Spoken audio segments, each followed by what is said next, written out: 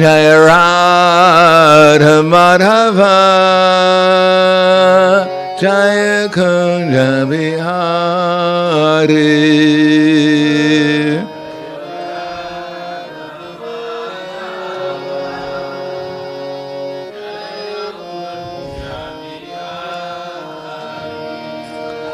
Jaya Radha Madhava Jaya Kunja Bihari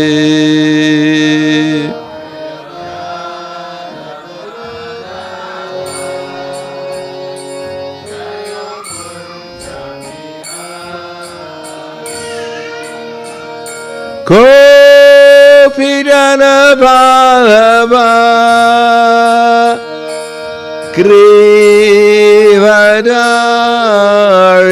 Grivadari Jaya Grivadari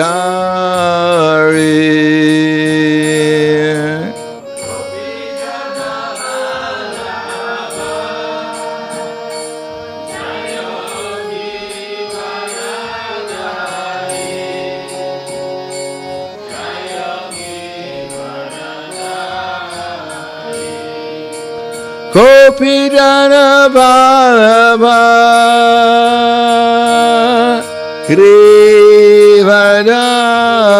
Grivadari Jaya Grivadari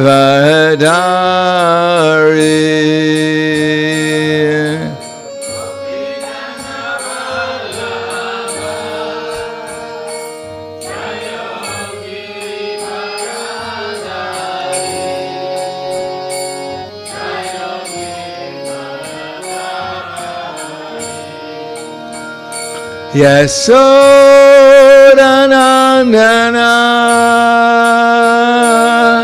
Raja Janaranjana Jaya Raja Janaranjana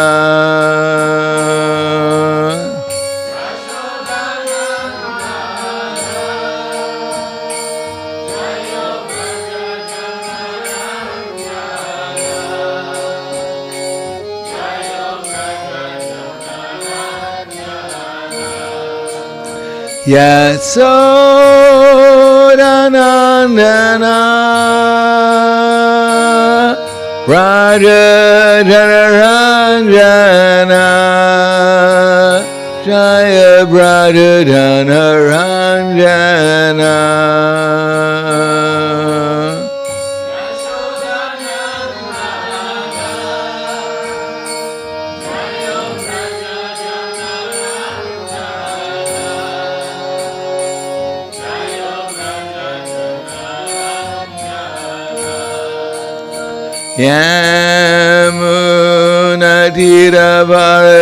Yamunatiravarachari Jaya Kunja Bihari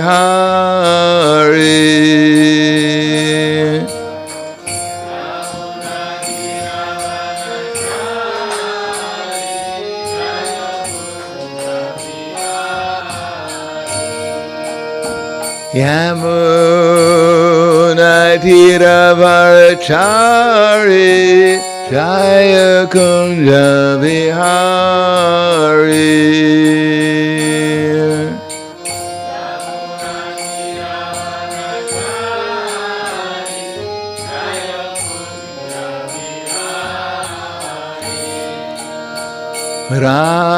Radha Madhava Jaya Kunja Bihari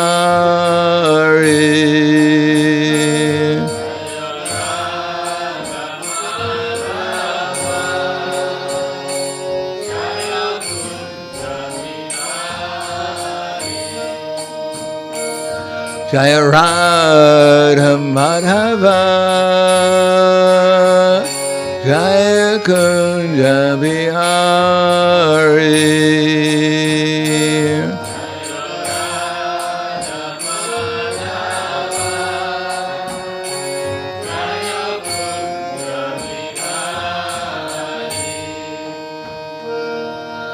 Gopijana Vallabha Grivadari Jaya Girivardhari.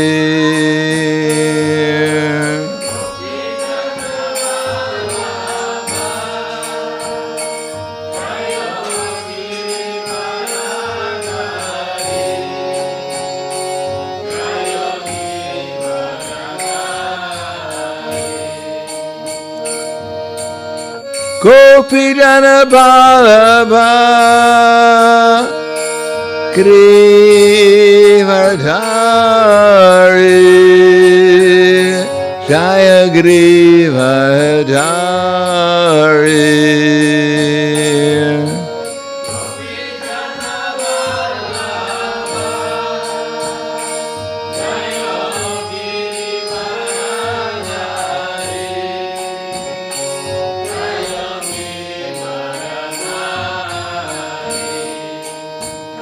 Yasodanandana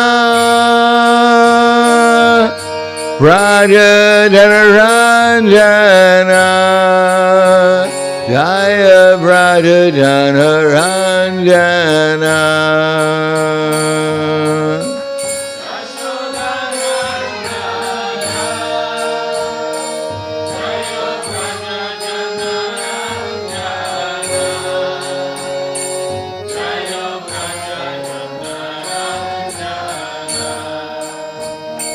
Yasodanandana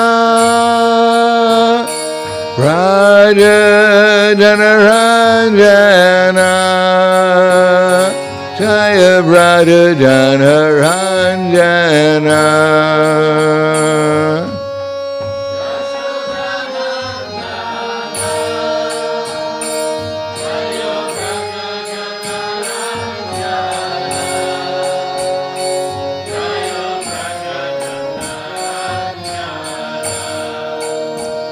Yamunatiravarshari Jaya Kunja Vihari.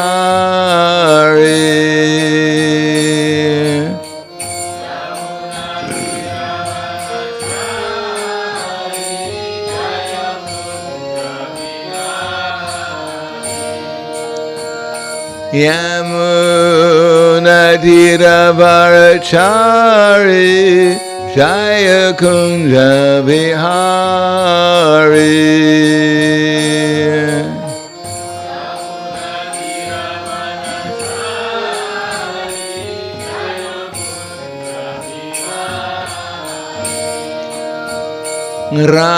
Radha Madhava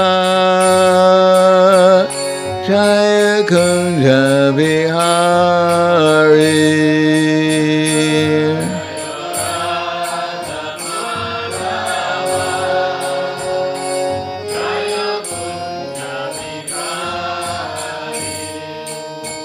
Jaya Radha Madhava Jaya Kunja Vihari.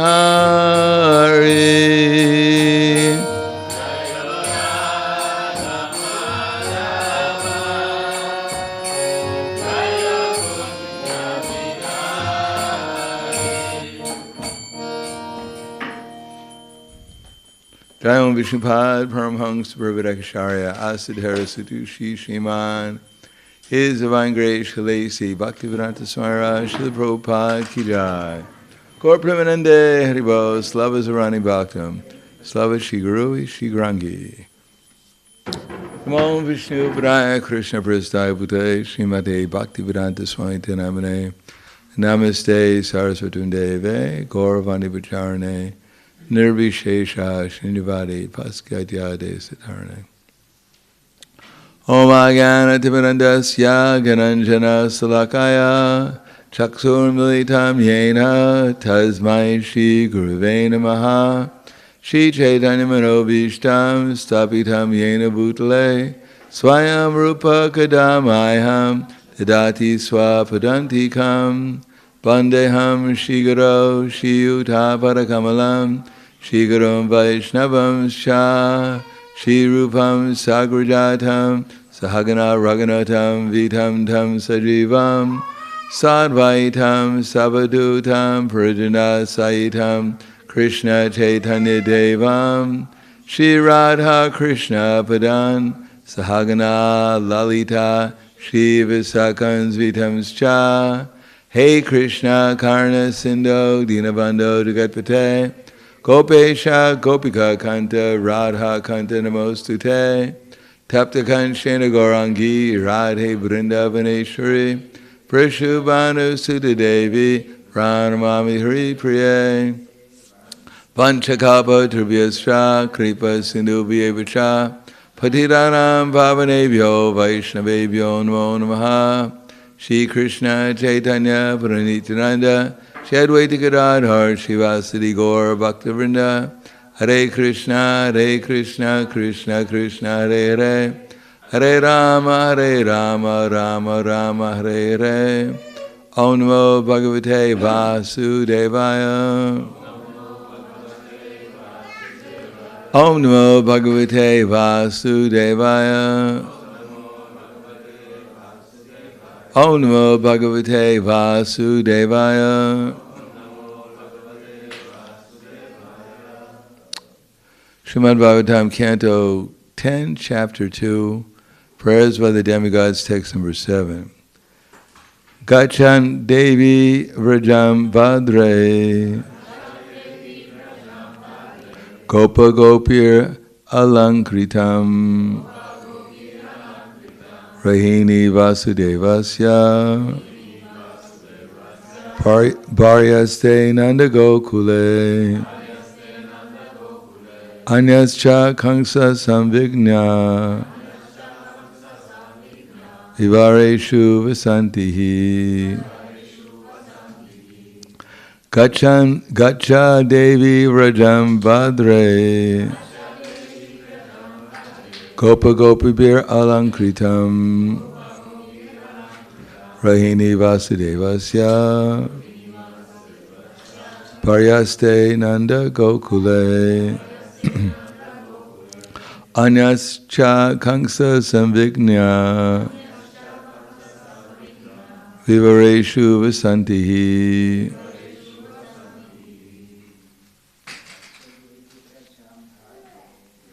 Shanteva Vrajam Vradre Gopa Gopa Viralankritam Rini Vasudevasya Pardyaste Nanda Gokule Anyascha Kangsa Samvigna Vivareshu Vasantihi. Gacha Devi Vrajam Gopi Gopi Vir Alankritam Rahini Vasudevasya Ste Nanda Gokule Anasya Kangsa Samvigya Vivareshu Vasantihi. Ladies. Gacha Devi Vrajam Vadre Gopi Gopi Vir Ankritam Rahini Vasudevasya Paryaste Nanda Gokule Anascha Kangsa Samvigya Vivareshu Vasantihi.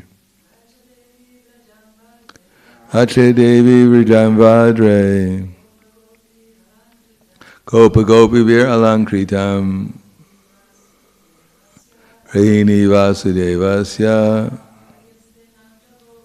Paryaste Nanda Gokule Anasya Kangsa Samvigya Vivareshu Vasantihi. Gacha. Now go. Let's try that again. Now go. Now go. Devi, O you who are worshipable for the whole world. Vrajam to the land of Braj. Padre, O you who are auspicious for all living entities. Gopa, Gopi, with cowherds and cows. Alankritam, decorated. Rohini, by the name Rohini. Vasudevasya, of Vasudev, Krishna's father. Bharya, one of the wives. Aste, is living. Nanda Gokule, in the estate of Nanda Maharaj known as Gokula, where hundreds and thousands of cows are maintained. Anya Cha, and other wives. Kamsa Samvigna, being afraid of Kamsa. Vavareshu, in secluded places. Vasanti, are living. He, indeed. Translation and purport by His Divine Grace A.C. Bhaktivedanta Swami Srila Prabhupada. The Lord ordered Yogamaya, O my potency, who are worshipable for the entire world, and whose nature is to bestow good fortune upon all living entities. Go to Braja, where there live many cowherd men and their wives. In that very beautiful land, where many cows reside, Rahini, the wife of Vasudeva, is living at the home of Nanda Maharaj. Other wives of Vasudeva are also living there incognito because of fear of Kamsa. Please go there. Purport. Nanda Gokula, the residence of King Nanda, was itself very beautiful. And when Yogamaya was ordered to go there and encourage the devotees with fearlessness, it became even more beautiful and safe. Because Yogamaya had the ability to create such an atmosphere, the Lord ordered her to go to Nanda's Gokula.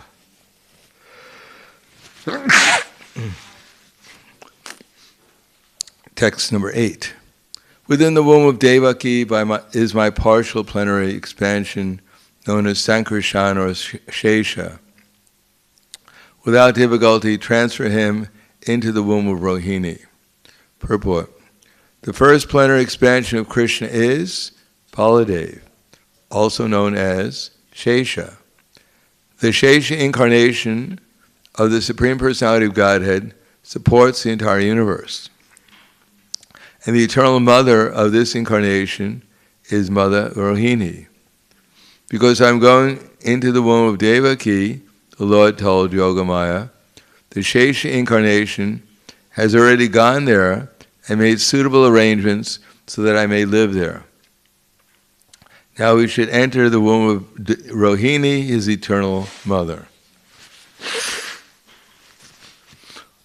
In this connection, one may ask how the Supreme Personality of Godhead, who is always situated transcendentally, could enter the womb of Devaki, which had previously been entered by the 6 asuras, the Shadgarbhas. Does this mean that the Shadgarbha asuras were equal to the transcendental body of the Supreme Personality of Godhead? The following answer is given by Srila Vishwanath Chakravarti Thakur. The entire creation, as well as its individual parts, is an expansion of the energy of the Supreme Personality of Godhead. Therefore, even though the Lord enters the material world, He does not do so. This is explained by the Lord Himself in Bhagavad Gita 9:4-5. Maya tatamidam sarvam jagara vyaktamurtina masani sarvabhutani na chaham teshu gavashtitaha nachamatsani karam bhutani paishame yogam aishwaram bhuta brinnacha bhutasto mamatma bhuta pavanaha. By me, in my transcendental form, the entire universe is pervaded. All beings are in me, but I'm not in them. and yet everything that is created does not rest in me. Behold my mystic opulence. Although I am the maintainer of all living entities, and although I am everywhere, myself is the very source of creation. Sarva kavididam Brahma. Everything is an expansion of Brahman, the Supreme Personality of Godhead. Yet everything is not the Supreme Lord, Supreme Godhead, and He is not everywhere. Everything rests upon Him, and yet does not rest upon Him. This is explained only through the Achintya Bheda philosophy.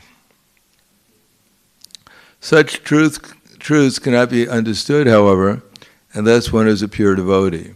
For the Lord says in Bhagavad Gita 18:55, Bhakti-yamam abhijananti yavan yaschasmi tattvata.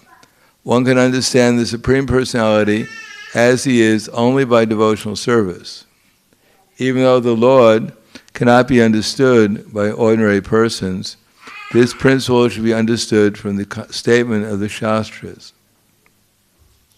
Pure devotees always transcendently situated because of executing 9 different processes of bhakti-yoga. Shravanam, Kirtanam, Vishnu, Smaranam, Padasevanam, Archanam, Vandanam, Dasyam, Sakyam, Atmanivedanam. Thus situated in devotional service, a devotee, although in the material world, is not in the material world. Yet a devotee always fears. Because I'm associated with the material world, so many contaminations affect me. Therefore he is always alert in fear, which gradually diminishes his material association. Symbolically, Mother Devaki's constant fear of Kamsa was purifying her. A pure devotee should always fear material association, and this way all the asuras of material association will be killed. As the Shradgarbha asuras were killed by Kamsa, it is said that from the mind, Marichi appeared. In other words, Marichi is an incarnation of the mind. Marichi has 6 sons, Kama, Krodha, Lobha, Moha, Mada, and Matsara. Lust, anger, greed, illusion, madness, and envy. Supreme Personality of Godhead appears in pure devotional service. This is confirmed in the Vedas. Bhaktir evainum darshayati. Only bhakti can bring one in contact with the Supreme Personality of Godhead. Supreme Personality of Godhead appeared from the womb of Devaki, and therefore Devaki symbolically represents bhakti, and Kamsa symbolically represents material fear. When a pure devotee always fears material association, his real position of bhakti is manifested, and he naturally becomes uninterested in material enjoyment. When the 6 sons of Marichi are killed by such fear, and one is freed from material contamination, within the womb of bhakti, the Supreme Personality of Godhead appears. Thus the 7th pregnancy of Devaki signifies the appearance of the Supreme Personality of Godhead. After the 6 sons, Kama, Krodha, Lobha, Moha, Mada, and Matsara are killed, the Shesha incarnation creates a suitable situation for the appearance of the Supreme Personality of Godhead. In other words, when one awakens his natural Krishna consciousness, Lord Krishna appears. This is the explanation given by Srila Vishwanath Chakravarti Thakur. Namo Vishnupadaya Krishna Prasthaya Bhutale Srimate Bhaktivedanta Swami Namane Namaste Saraswatam Deve Gauravani Pacharane Nirvishesha Shunyavadi Paskadyade Satarane. In the 16th chapter, Krishna tells us about the asuras and the asura mentality. For instance, he says, Tanaham dvishata koran samsareshu naradamam shi pramadjasram ashubam asrishriva yonishu They're those who are envious and mischievous. So enviousness and mischievousness go together. The ultimate envy is of Krishna because he has all beauty, all strength, all knowledge, all fame, all renunciation. So naturally, enviousness is also a kind of appreciation.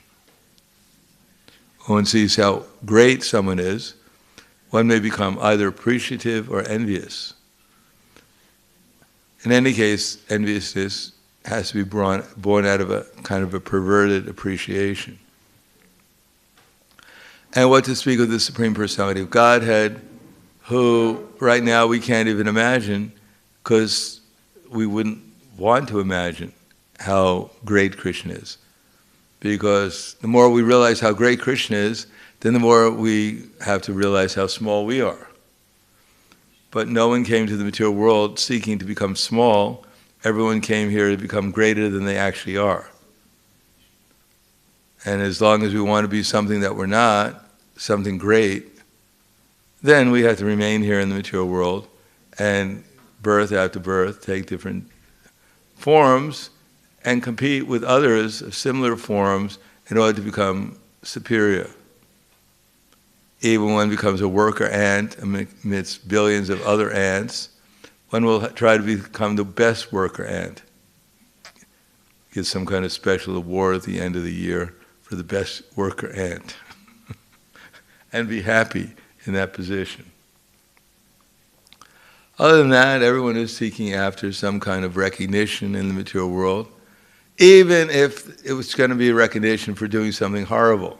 They want to be recognized. People want someone else to pay attention to them. Just like, for instance, if I was giving the class and I just looked in the sky here, I never looked at anyone, didn't pay any attention. Yes, you're all out there, I think, somewhere, but, this class is for me. Then people would they'd start looking around too, how to get out of this place. So everyone wants to feel that someone's paying attention to them, someone's appreciating them for something. Even if it's for something horrible, then they compete. Who's the biggest serial killer? I killed 5 people yesterday. Well, I killed 10. Wow. Obeisances. You're my guru. So everyone is looking for some kind of attention and appreciation. And we become averse when we see that someone has greater beauty, greater knowledge, greater fame, greater renunciation, greater strength. Then we may become averse to them. But that aversion also, as we can see in the case of Kamsa, leads to a kind of meditation in enviousness. Kamsa was always thinking about Krishna in enviousness. Actually, Shishupal was most envious of Krishna. Kamsa was most afraid of Krishna. So, Kamsa here represents fear, invoking fear in us. So, fear, we think fear is very bad. Like, for instance, if I told everyone here, you're going to die, immediately think, well, what kind of class is this? This is not very uplifting. Why don't you say something positive? I didn't come here to say, boo, ah! I'm leaving. He's just trying to scare us. But fear is necessary because right now the bottom line of material existence is that everyone is constantly under fear. What's going to happen? Bhayam dvitiya vidineshitas syad asharabatasya viparyo smriti. As we've turned our consciousness away from Krishna, so we're attacked by fear. And if we're wondering, why am I afraid? It's because we're not Krishna conscious. There's no remedy, there's no other remedy to become free from fear other than becoming Krishna conscious. And fear is born out of a whole sequence of things. It's not, we're just afraid because our mother told us about the boogeyman. But Mother Jasoda used to tell Krishna about Howl. because Krishna used to wander away sometimes, sometimes even go into the edge of the forest. So mother would tell Krishna, if you go there, the howl's going to catch you. So Krishna was afraid of going to the edge of the forest because he was afraid of the howl. But one day he went into the forest and the howl appeared. And Krishna ran back to Mother Jasoda. Oh, the howl's there. And then Mother Jasoda said, oh, this just there's no howl. Mother Jasoda went out, howl. A monster. A kind of monster. So the Mother Jasoda went out to the forest, and then she saw a howl also, and she ran back to protect Krishna. So even in the spiritual world, there are causes of fear, because without fear, everything would be very boring. Even in the spiritual world, there are no demons, there are only devotees, but there are rumors of demons. And when the rumor of demon comes that Kali has appeared or Istasura, then everyone becomes afraid and they go and they protect Krishna. They take shelter of Krishna for protection and to protect Krishna. So in the material world, everyone's afraid of protection for their body. In the spiritual world, everyone's afraid of what would happen to Krishna. Sometimes things are explained in the Krishna book in such a way as to give us some understanding. But actually the pastime is a little bit different. For instance, when the cowherd boys were in the forest, Ikshatu, and suddenly one demon associate of Kamsa started a forest fire there. Then it says that all the cowherd boys, they pray to Krishna, please protect us. The cows and ourselves are about to be burned. And Krishna told the cowherd boys to close their eyes. And they closed their eyes and Krishna swallowed the forest fire. But it also says in the Nectar Devotion, when there was a forest fire, either that one or another one, all the cowherd boys stood in front of Krishna to protect him. Let the forest fire burn us, but don't let it burn Krishna. So in the spiritual world, everyone's afraid for Krishna, and in this material world, everyone's afraid for their material body, which is normal, because we have to be afraid for something. And now since we misidentify ourselves as this body, and our minds, of course, as our supreme worshipful deity that we devote all our attention and give our love to in service, naturally anything that threatens our body or anything in relationship to the body that may protect it, we become fearful. Oh, my body may be destroyed, my worshipful deity. So actually it's the same thing as in the spiritual world. It's just a question of who we take as our deity, that's all. In the material world we take our body as our deity, and in the spiritual world we take Krishna as our deity. Now we have to take someone as our deity. We have to take someone as our leader. Either we take Krishna as our leader, or we have to take Freud as our leader, or Stalin or someone, Lenin as our. We have to take someone as our leader. But we have to choose who our leader is, and then we have to follow them. We have to follow them. We have to try to become fearful and try and protect them. We have to become concerned about them. Now, for the materialist, what separates the materialist from Krishna, here it says, is kama, krodha, moha, mada, and matsara. Or, actually, these things are arising out of ignorance, avidya. Because out of ignorance, we don't know who we are, and because we have to choose something to worship and love, therefore when we're entered into a material body, we acquire asmita, a false sense of ego. And instead of thinking ourselves to be the servant of the servant of the servant of Krishna, we think ourselves to be the servant and the servant of the servant of the senses. So that's called asmita. We acquire a false ego and a false sense of servitorship. And from there, Maya provides us with kama, krodha, lobha, matsara, mada, and moha. She supplies us with attachment and aversion, which these things are born out of. And from attachment and aversion, dvesha and rag and dvesha comes biniveshita. Abhiniveshita means identification with his body, and to such an extent we become fearful of death. So much identified with the body that we think when the body is finished, then I also disappear. And therefore always fearful, trying to protect the body, up until the moment when we have to leave the body, and then we're surprised. Oh, I'm still here? What happened? I thought I was going to die when the body died. I got cheated. Wait a second, I'm going back. I need a refund. Sorry, you lived your life. You're going to the next one. And you're going to go through the same thing again. Live a whole existence, eternally, always afraid of death. And it never happens, only to become more afraid of death the next time. Therefore, Baladev, the instructions of the spiritual master, the original spiritual master, his instructions are to help us become, by focusing our attention and giving our love to Krishna, our service to Krishna, gradually inviting Krishna into our heart.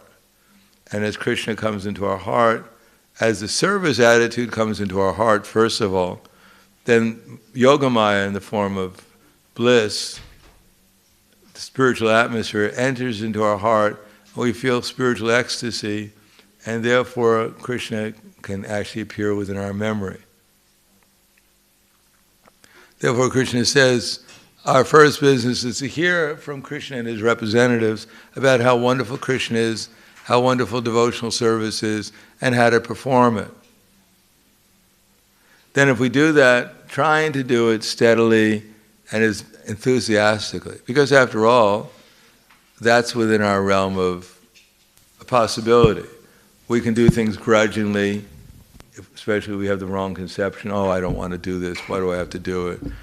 Why do you have to do it? Because they won't give you anything to eat if you don't. Oh, okay, I got to do it. I'm hungry. Or I'll do it and I'll spite them. I'll do it. I'll do it better than anyone because I want to show how great I am. We may have so many different moods when we do something, or we can do it out of devotion too, out of love.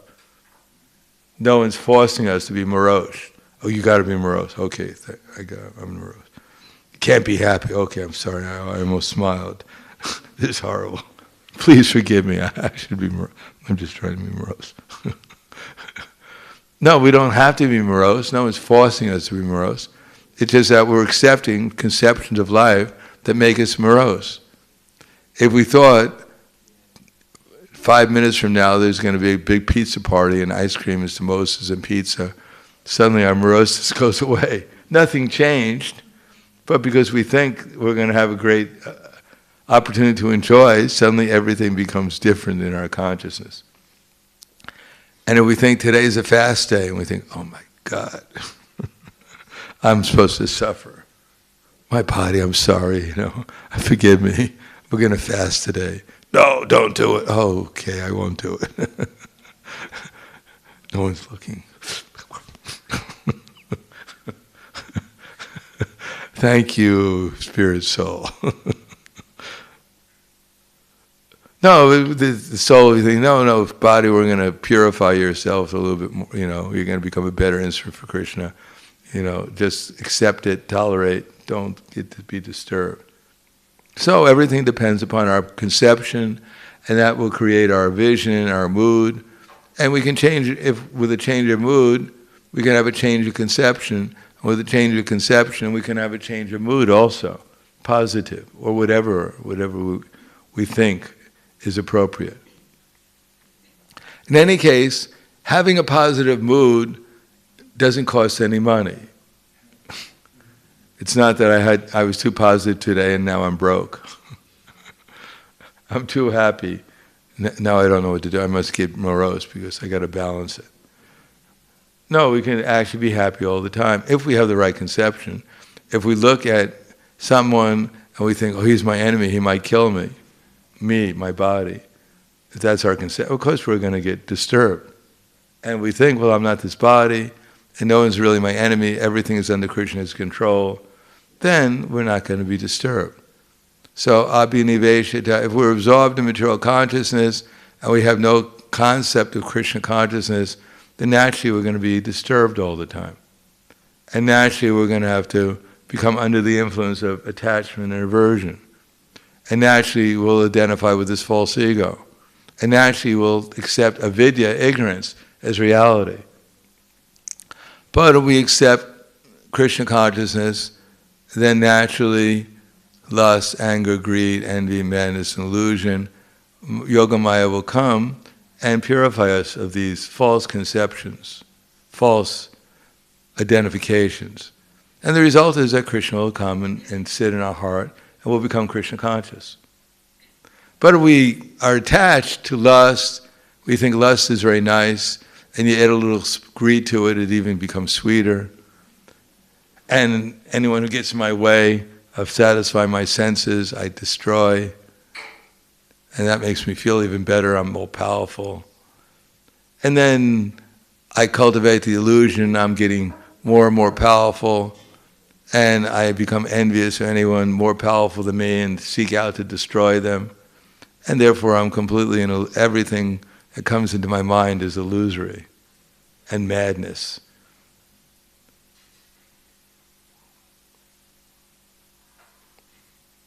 What's real, I think, is unreal, and what's unreal, I think, is reality. That's called madness. So we're all crazy. We're all subjected to enviousness. But if we put Krishna there, we recognize it, first of all, and think that this is not very good, I can change my consciousness. Instead of being envious of someone, I can appreciate them. They're singing more nicer than I am. They're more intelligent than I am. So I appreciate this is Krishna's manifestation. How wonderful. I should appreciate it. So that appreciation is the highest manifestation of our consciousness. We don't have to be great to appreciate. And it's that appreciation, even the great people, if you appreciate them, then they become subordinate. So if we really want to become the controllers and the enjoyers, all we need is a little appreciation. Just like if a lady wants to capture a man, she captures him by appreciation. Not every time he looks at her, she gives a bad face. Oh, how disgusting.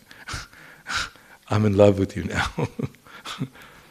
No, by appreciation. Oh, you're so great, you're so strong, you're so intelligent. Similarly, a man captures a woman by saying, oh, you're so beautiful, you're so elegant, you're so this, by appreciation. So similarly, we capture Krishna not by becoming great and elegant and powerful. We capture Krishna simply by appreciation for him and for his devotees and for his service. We don't have to become great and learned and anything. We just have to become appreciative. That's called bhakti, the beginning of bhakti. And the more steady we are, then the more Yogamaya will purify our heart, and the more Krishna will be able to come there and we'll be able to associate with him. So, thank you. Hvala. Any questions or comments? Yes. Here's the microphone. Gurudev, I have this, I'm thinking about this, that when we are in the position of lust, anger and greed, we are under the influence of the external energy of the Lord Maya. And when, like you said, that Yogamaya enters our heart, so when we are performing devotion service, and when it's doing its work, which is cleaning our heart from the contamination. So it is the Yogamaya that enters our heart and is cleaning the contamination of our heart. Yes, the internal. It's when we're following the orders of Krishna through the succession, all his representatives, and doing it with devotion. Then Yogamaya, the atmosphere of spiritual service, comes into our heart, and then Krishna appears. Ultimately, Yogamaya gives us the spiritual atmosphere, and Krishna, when he's there also, the whole Krishna is made out of bliss, knowledge, eternity, and He completely takes away any contamination from our heart and enables us to feel transcendental ecstasy. So ultimately it's Krishna that purifies the heart. That's what Krishna says in Bhagavad Gita. Tesham eva nukampartam ahama jnana jam tamaha asham yam yatma bhavashtod jnanadipena bhashvata. Out of compassion for them I dwell in their heart, destroy with the shining lamp of knowledge the darkness born of ignorance.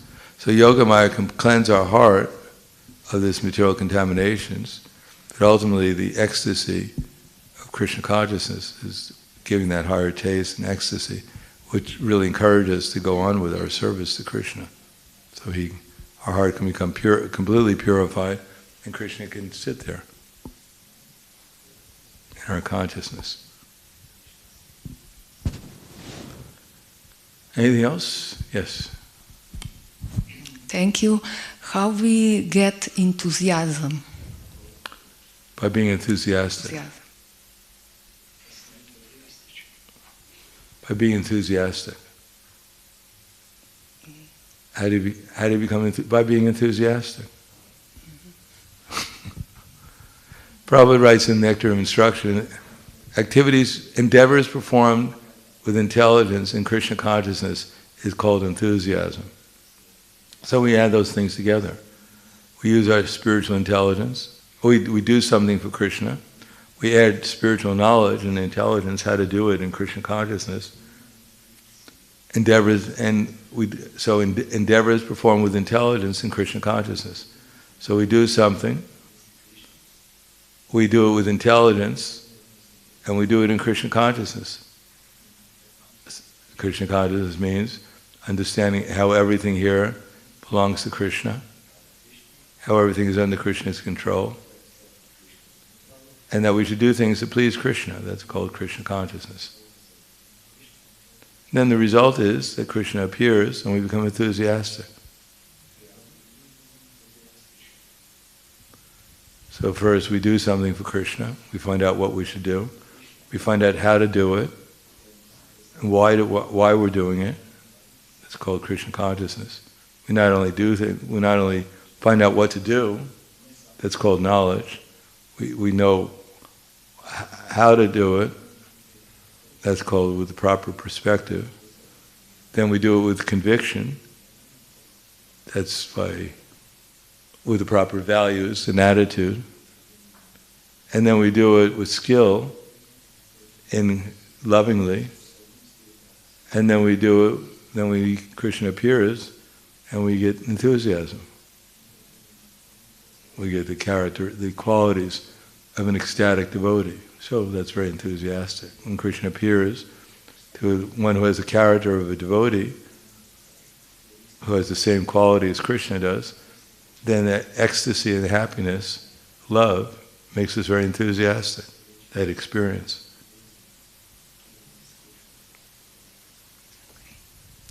Thank you. Anything else? So we not only know what to do, we should know how to do it, and we should know why we're doing it. It's not enough just to do things, what to do, but we should also know how to do it. And we should know why we're doing it. Otherwise either we're doing things blindly, which doesn't create a whole lot of enthusiasm, or we're doing things wrongly. We're just doing things whimsically.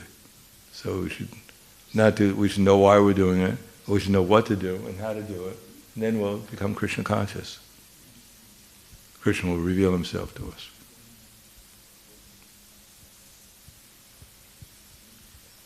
Yes, anything else? Khala, Grantaraj Srimad Bhagavatam ki jai, Srila Prabhupada ki jai, Gaur Premanande.